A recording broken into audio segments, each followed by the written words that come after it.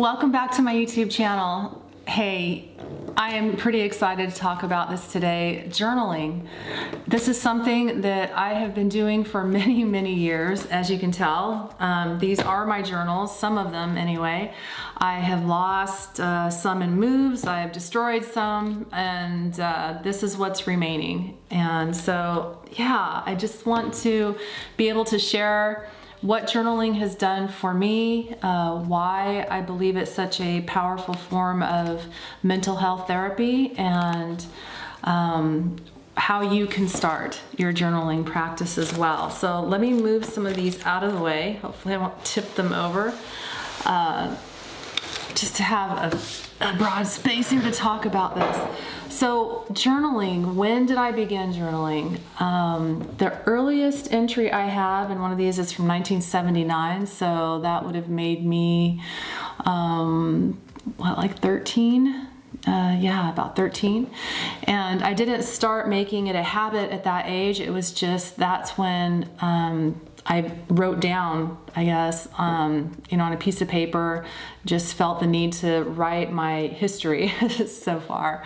And so that kind of, I guess, gave the spark of writing my thoughts out. And then when I was 15, 16, I was gifted a journal, which I still have. I'll pull that one out here for you and see how wrecked it is. But this is one I've had since 1982 is when I started writing in this. It didn't really hit as a daily habit. I was gifted this and I just thought, okay, well that's cool.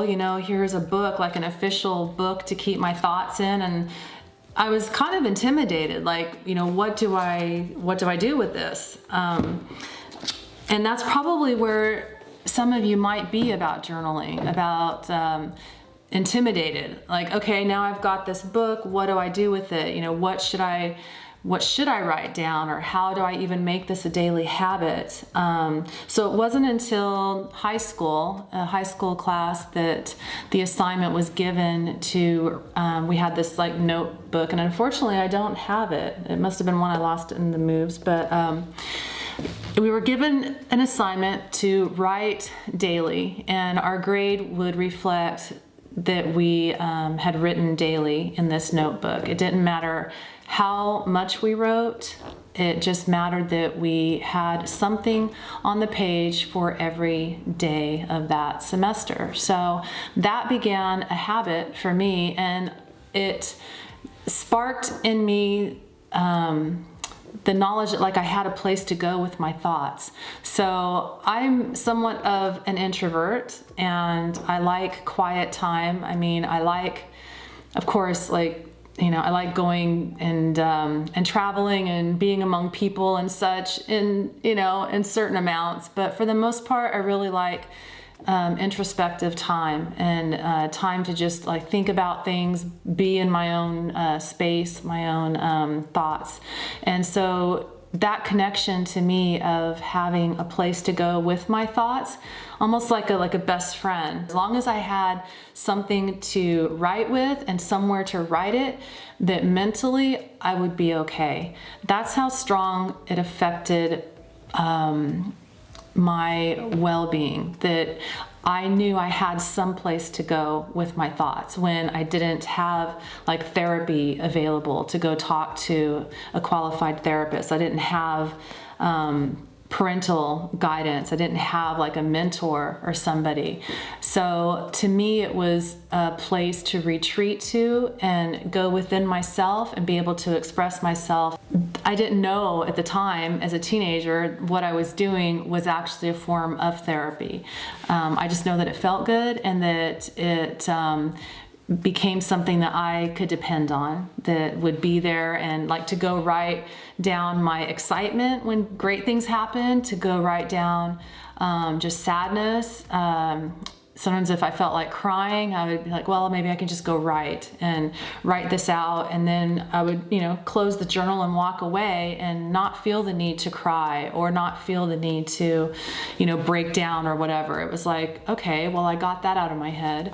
I also recognize as the years have gone by that writing is not a natural form of expression for a lot of people. It's like it's not something that would naturally just come to like, hey, I'll just go grab something and write. It's probably one of the farthest things from a lot of people's minds of how to deal with stuff. So, I mean, there's all kinds of things. Let me like put some of these down. I feel like I'm sitting here trying to talk through them. But yeah, it's not for everybody, and I don't think it's something that can be forced, although I think it's something that can be cultivated. So, and by cultivated, I mean that if you have this desire that you would like to write, that you would like to incorporate that in your lifestyle, then I think that going to the daily habit, like I was given that assignment in high school, might be a great place to begin. Because as you know, with anything, with any skill that you're wanting to learn, begin, it's like making it something daily, repetitive, then that will begin to be natural to you and begin to feel like it's more part of you the more you do it. So that would be the starting point that I would recommend if journaling is of interest to you. And you don't have to have something fancy. You don't have to have, like something that has, decorative or whatever. I mean, even these kind of notebooks I have, and I know I've had like even just regular notepads and stuff before, but I think these were just all that was in a box that, and these are mostly like nice things with decoration and stuff on them. But I mean, notepads, whatever. And if you're afraid of like somebody reading your thoughts and that's prevented you from wanting to get your thoughts out, which has happened to me before, and if that's something that you're like, yeah, no, I wouldn't put my thoughts on paper, I don't want anyone to get a hold of them, then just destroy them. It's like, get it out of your head. I have done that so many times where I've opened up a journal and just written all that crap out of my head, and anger, frustration, just angst, whatever it is. And then I've ripped those pages out and went and put them in my shredder because I'm like, I don't need to see this again. It's like, I just needed to get this out right now. Or, angry at someone. And it's like, you don't want that to ever see the light of day. So just destroy it. Shredding is good if you don't have a fire pit. It's like, if you don't have a shredder, then take your scissors and cut it all up or rip them up or whatever. But it's like, once it's out of your head, where's the journal? I actually just had some journals made, and I was gonna make this another video about them. But this particular journal, I don't know if you can see that with the glare, words written no longer compete for space in my thoughts. And that quote just came to me one day because that's what journaling has meant to me. That when you've got that like monkey mind going, or that I like call it the runaway brain, where you're just on spin cycle, stuck, like there's no like rinse and done and the cycle's done, you're just stuck. How do you get out of that? Do you have something that allows you to get out of it, that you can go to and that is going to give you some kind of respite? I mean, some people meditate, some people exercise, some people go to the shooting range. I mean, it's like there's so many things available for mental health once you tap into what resonates with you and develop that as a habit or a go-to for yourself. So that just made sense to me. Words written no longer compete for space in my thoughts.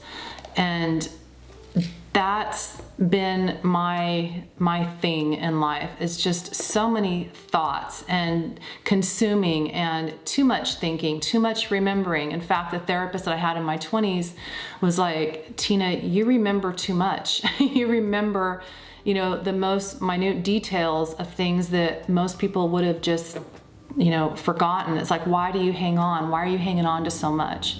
And And this ties into other videos I've put out, of going into the foster care system, testifying as a young girl. I was, like 10 years old when I had to testify against an abuser in court. And so I wanted to remember, there was a part of me that was like, I need to remember all of this because somebody's going to ask questions.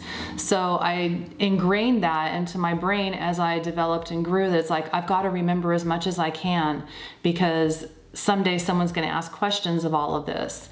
And it's just translated into this, into like more and more thoughts and things to like get out of my head, and so that new things could come in, because that's another element of mental health awareness. It's like how many people get stuck in cycles of abuse and cycles of trauma and cycles of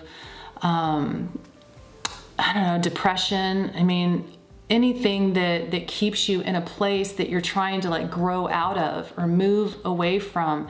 It's like figure a way to get it out of you so that you can be free to move forward. And journaling is just one of those elements that allows you to get your thoughts out of your head and to have a place that you can place them and then step away from it, right? It's like, get your book out, write, say, even if you're like, I've only got 10 minutes in the day, that's all I have to, grab a book, grab a notepad or whatever, grab my pen, then set that 10-minute timer and grab your pen, grab your notebook and just write.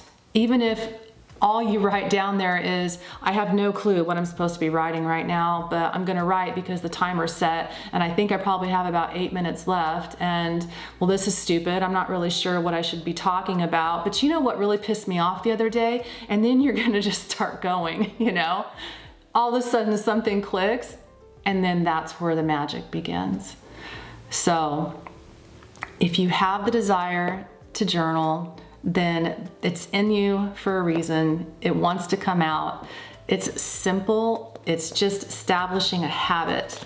And that would be where this all begins. Journaling 101, grab a writing utensil, grab something to write on, set a timer, however much time you can allot in your schedule on a daily basis. It could be 5 minutes one day, it could be 20 another day.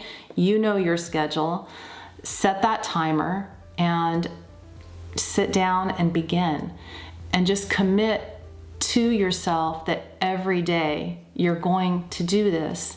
Even pre-write your days if you have to, because now you've got another visual commitment that when you go to that notepad or book, you've got your days 1, 2, 3, 4, 5 on all the pages.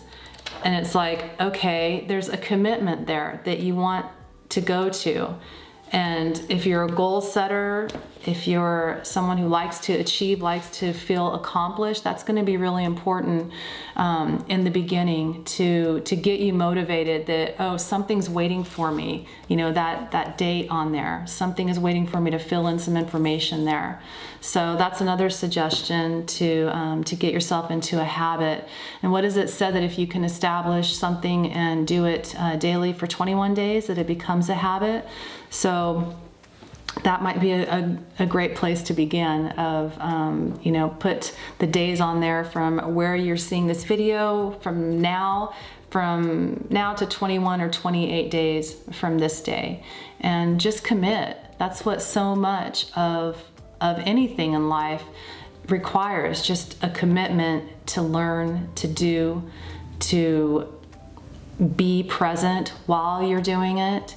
And journaling is absolutely one of those things where you are here, your brain is connecting to your hand, to the paper, and it's just a flow. And it's also how I began writing poems. It's how those poems turned into songs. It just is a way to express parts of you that are wanting to get out. Get a place of peace for yourself. If meditating, if you've tried that and it's just like, I'm no good with just sitting, it's like, I got to be doing something. Well, here you go. Journaling, you're sitting, you're going within to express that stuff out. And it's just a beautiful way to to manage your mental health. And stay tuned for the next video on journaling. And if you like what you're seeing, don't forget to subscribe and put a like button, click at the bottom. Thank you so much.